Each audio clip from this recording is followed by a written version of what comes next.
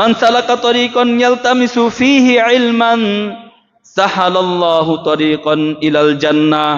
যে ব্যক্তি দ্বীন শিখার জন্য কোন রাস্তায় চলে, আল্লাহ তাআলা এই উসিলায় তার জন্য জান্নাতমুখী একটি পথ তার জন্য সহজ করে দেন। কি করেন? তার জন্য জান্নাতের দিকে আল্লাহ তাআলা রাস্তা খুলে দেন। এছাড়াও দ্বীন অর্জন করার ব্যাপারে অনেক ফজিলত কোরআন এবং হাদিসের মধ্যে বর্ণিত হয়েছে।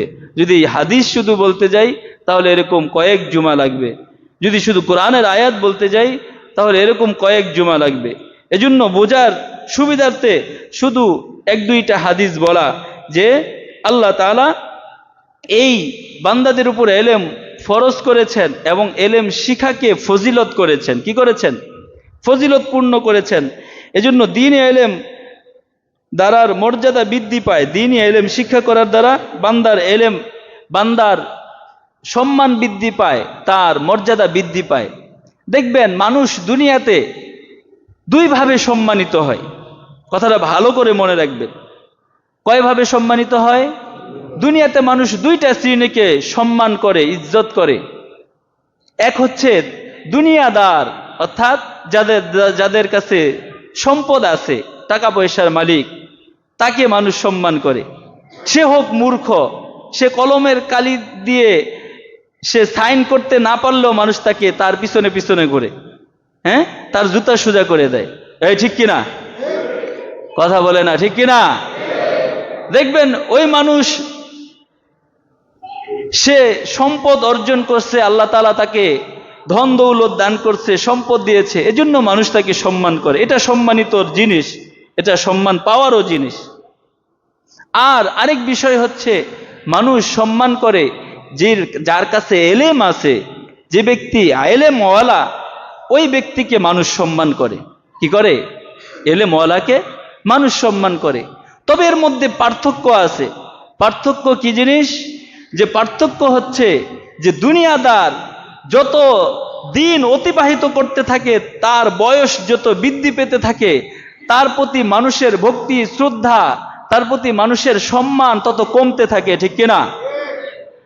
আর যারা নাকি দ্বীনের ইলম অর্জন করেছে, হাকিকি ইলম অর্জন করছে, সত্যিকারের আলেম হয়েছে, ওই ব্যক্তিদের সময় যত বাড়তে থাকে, বয়স যত বৃদ্ধি পেতে থাকে, তার মর্যাদা তত বেশি, মানুষ তার জন্য তত বেশি মর্যাদা করতে থাকে। ঠিক কিনা?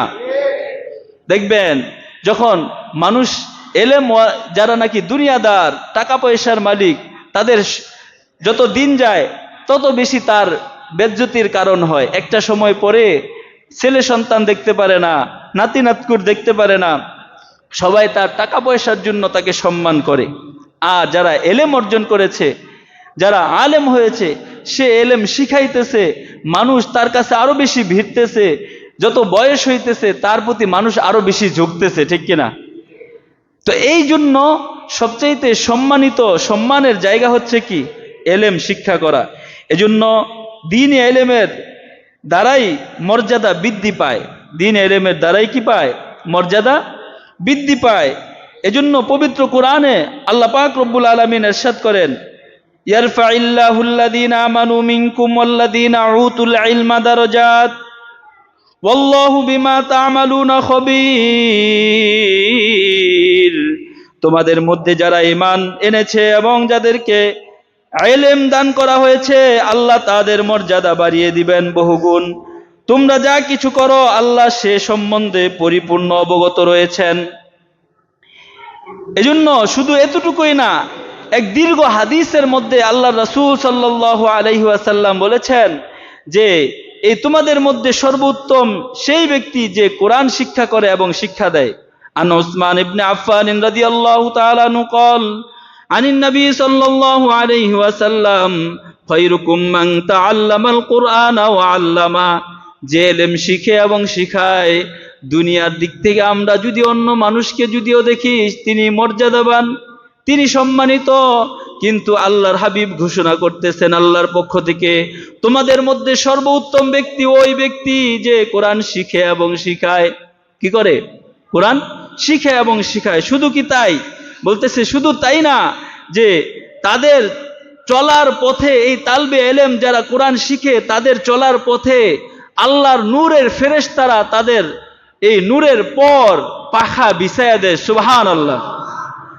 ইমামে আজম আবু হানিফা রহমাতুল্লাহ আলাইহি যখন বালক বয়সে তিনি এলেম শিক্ষা করার জন্য উস্তাদের কাছে এসেছেন, ওই সময় একদিন দেখেন উস্তাদ দেখতেছেন ক্লাসে এসে নুমান বিন সাবেত নাই। ইমামে আজম আবু হানিফার নাম কি? তার নাম নুমান বিন সাবেত। তো এই নুমান আবু হানিফা তিনি নাই। এই দৃশ্য দেখে দেখবেন যারা শিক্ষক তারা ক্লাসে গেলে 1 নাম্বার 2 নাম্বার ছাত্র যদি ক্লাসে উপস্থিত না থাকে তাহলে ক্লাস করাইতে ভাল লাগে না, ঠিক কিনা? এ কথা বলে না, ঠিক কিনা? ভালো ছাত্র ক্লাসে উপস্থিত না থাকলে পড়ায়া মজা পাওয়া যায় না, যে আমার কথা যে বুঝবে সেই তো নাই। আর দামিশ মার্কা যেটা ওই শেষ একেবারে দরজার পাশে বসে, ও তো আমার যে আমি যে পড়াইতেছি সব তো আর বুঝবে না, এজন্য তার কাছে ভালো লাগে না।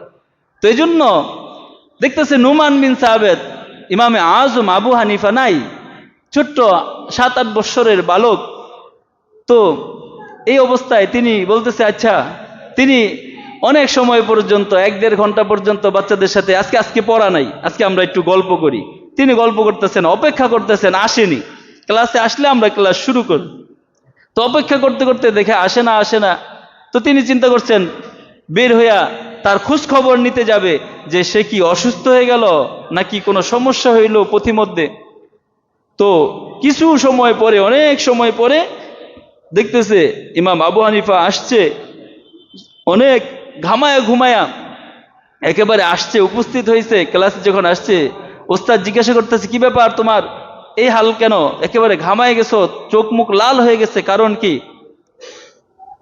তখন ইমাম আজম আবু হানিফা রহমাতুল্লাহ আলাইহি বলতেছেন, আমি যখন আসতেছিলাম আমার পথিমধ্যে 2টা পাহাড় পড়ে, এই পাহাড়ের মধ্য দিয়ে আমার পথ, আসার পথ। যখন পাহাড়ের মধ্য দিয়ে আসতেছিলাম তখন দেখি এই পাহাড় থেকে ওই পাহাড় পর্যন্ত, এক পাহাড় থেকে অপর পাহাড় পর্যন্ত বিশাল আকৃতির এক পর বিছানো। আমি তখন ভয় পাইতেছিলাম, এক বিশাল আকারের দানবের মতো কি যেন দেখা যায়। তখন আমি ভয়ে কাঁপতেছিলাম আর দোয়া করতেছিলাম যেন এখান থেকে এই বিপদ দূর হয়ে যায়। তখন অনেক সময় পরে এইটা যখন সরে গেছে তখন আমি ওই পথ দিয়ে আসছি, এটার ভয়ে আমি ঘামায় গেছি, আমার মুখ লাল হয়ে গেছে, আমার চোখ মুখ লাল হয়ে গিয়েছে। তখন ওই উস্তাদ বলতেছিলেন, আরে বোকা, আমি যে এতদিন পর্যন্ত তোমাদেরকে ইলমের ফজিলত শুনাইছি, এটা হচ্ছে ওই ইলমের ফজিলত। তুমি যে একজন ইমামে আজম হবে, তুমি যে একজন সংস্কারক হবে, এই সংস্কারক হওয়ার জন্য আল্লাহ পাক রব্বুল আলামিন তোমার দরবারে প্রকাশ্যে ফেরেশতাকে তুলে ধরেছেন। সুবহানাল্লাহ।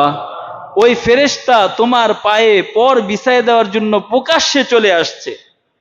তিনি চলে যায় নাই, তোমার চোখের দৃষ্টির আড়ালে চলে গেছে যাতে তুমি দেখে ভয় না পাও। এখনো যারা সত্যিকারের তালবে ইলম হবে তাদের পায়ের নিচে ফেরেশতারা নূরের পর বিছায় দিবে। সুবহানাল্লাহ। এই জন্য আমাদের দ্বীনি ইলম শিক্ষা করা প্রত্যেকের উপর ফরজ। আমাদের সন্তানদেরকে ইলম শিখানো ফরজ। আমরা চেষ্টা করতেছি যেন মৃত্যু পর্যন্ত এই ইলম শিখা এবং শিখানোর কাজেই থাকতে পারি। সকলে বলি আমিন। আল্লাহ পাক যেন আমাদেরকে কবুল করেন।